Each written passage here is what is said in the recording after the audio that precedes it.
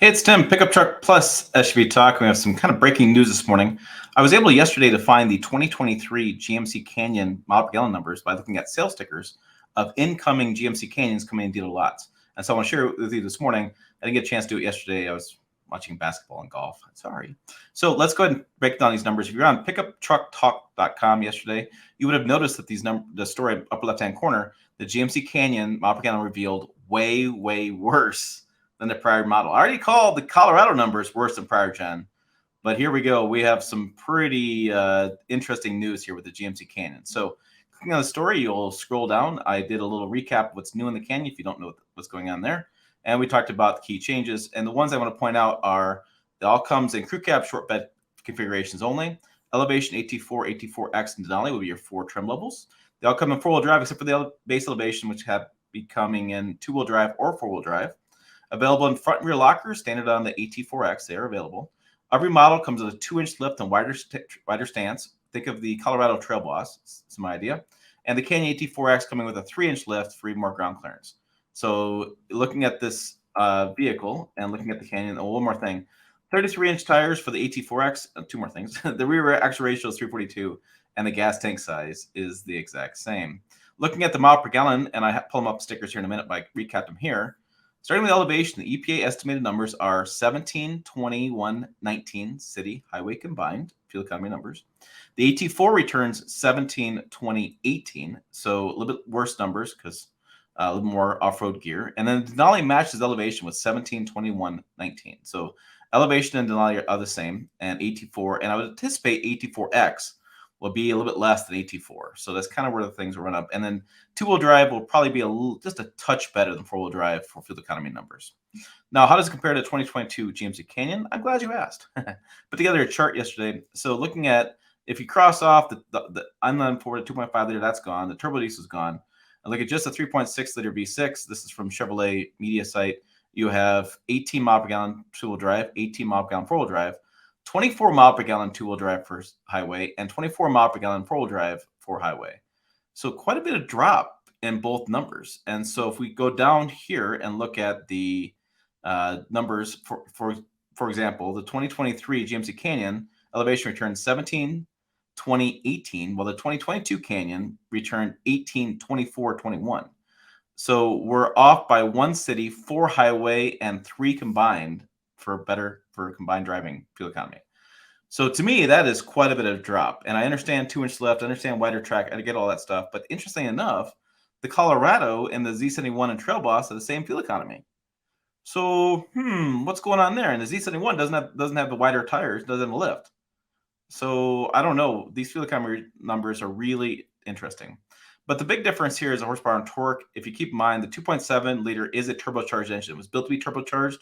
It wasn't like an engine they added turbo to it. It's full turbo. 310 horsepower, 430 foot-pounds of torque compared to the 3.6 liter, 308 horsepower, and 275 pound-feet of torque. So torque is much better, which means offline speed should be a little bit better, right? And towing a little bit better. Also off-roading, slow speed off-roading have more torque. But the big key here is when it hits that max torque.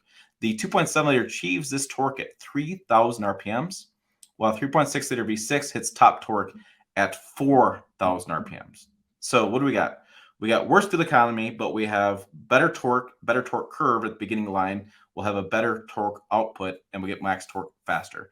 And if you watch the video, I'll link to above discussion with the chief engineer. He actually shows off this torque. It's really interesting to see. But let's get to these sales stickers. I thought it was really interesting as well. So this is a 2023 GMC Canyon 4-wheel drive elevation crew cab. That's the only way it's coming. It was 17 city, 21 highway, 19 combined. Vehicle price is $46,540. Sorry, it's a little fuzzy, but it's $46,540. AT4, we have 18 combined, 17 city, 20 highway, like I told you. Vehicle price is $52,760. And looking at Denali, we have 19, 17, 21, like I said, $57,514. And so let's break a couple things down. First of all, let's talk about this Canyon in terms of curb weight, because it's always a big question for people. So look at the Canyon versus, let's say, the Sierra, and this question comes up a lot. Why does the Canyon seem like it has the same fuel economy as the Sierra? Well, it kind of does, actually. And so if you scroll all the way down, you can see the curb weight is between 4,430 to 5210, the AT4X Edition 1. But if you're looking at 4430 to 4860. And if you go over and look at the GMC, you'll see some numbers here. We'll see 2.7 liter turbos, that's most comparable, 1820 four-wheel drive, 1922 in two-wheel drive, AT4 1718. So how does that 1820? That sounds familiar. 1820, I feel like 1820 was, yeah, 1820. Right, that's saying number 1921. So what would we say? 1921.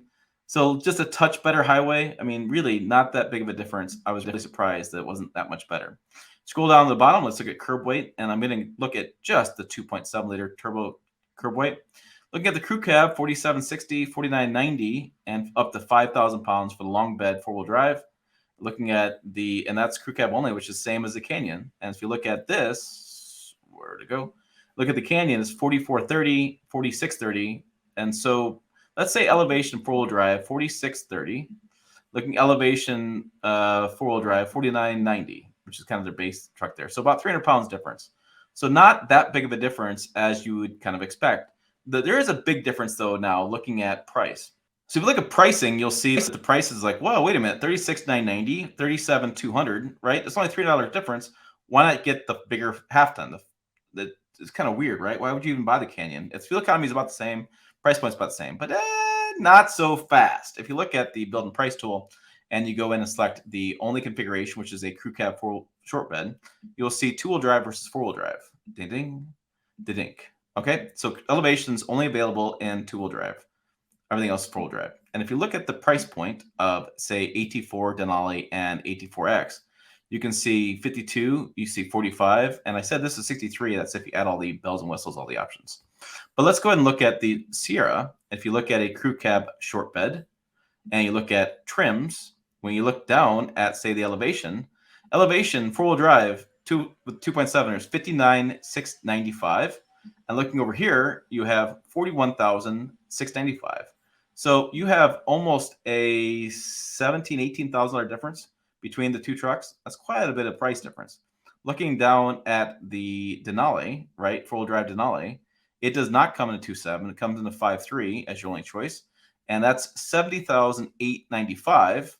Looking at the Canyon, we have 52,495. So about $18,000 difference. And looking at the AT4, that comes in the Duramax and the 6.2. That's only two choices.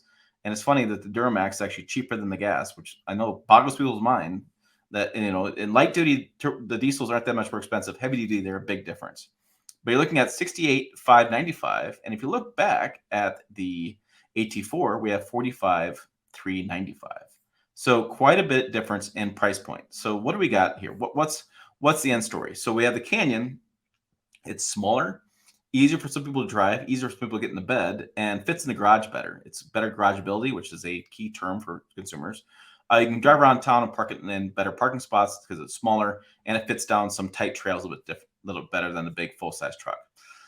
Fuel economy is about the same as a full-size truck. Curb weight's about the same as full-size truck. The payload's actually pretty close. Usually the Canyon and the Sierra payload is pretty close. Towing's a lot better for the Sierra. You can tow a lot more weight and call a lot more people as far as volume, not weight, but as far as volume, you have more room in the cabin because you have a bigger truck. And the price difference is about $18,000 to $20,000 difference between the midsize and a full size. So interesting stuff. I thought I'd share with you guys, the audience, this morning. Go ahead and check out the website at pickuptrucktalk.com. Check out the videos over here as well. Let me hear your thoughts. What do you guys think? Is that weird? Is it odd? Does it make sense? Would you just buy the full size anyways? Or is there really enough difference between midsize and full size these days that make you really see them as different vehicles? I think that's the key question. Do you see them as different vehicles or just both trucks at different sizes? Interesting thoughts. As always, thanks for watching. I will see you down the road.